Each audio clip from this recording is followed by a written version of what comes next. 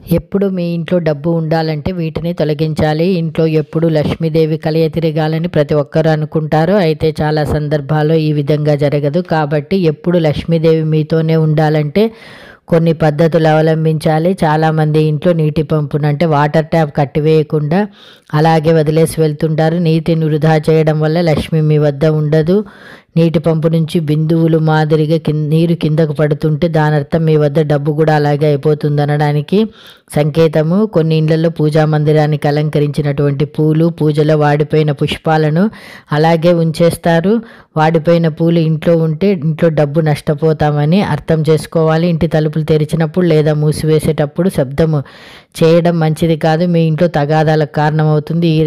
ఈ కారణంగా మీ ఇంట్లో మనస్పర్ధలు, కలహాలు వస్తాయి.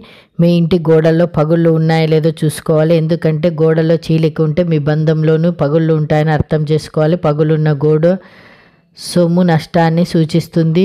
ఇంటి నుంచి ఉత్తర దిశలో కుబేరుడు ఉంటాడు. చెత్తను ఈ దిశలో సేకరించడం మానివేయాలి. ఒకవేళ ఇలా చేసినట్లయితే ఇంట్లో అదనపు ఖర్చులు పెరుగుతాయి. ఇంట్లో చిన్నపిల్లలు ఉన్నప్పుడు బొమ్మలు, గాజు వస్తువులు ఎక్కువగా పగులుతూ ఉంటాయి. అయితే వీలైనంత వరకు విరిగిన బొమ్మలు, పేలిన టపాకాలు వాటిని వీలైనంత త్వరగా తొలగించాలి. ఈ వీడియో నచ్చితే తప్పకుండా లైక్ చేయండి.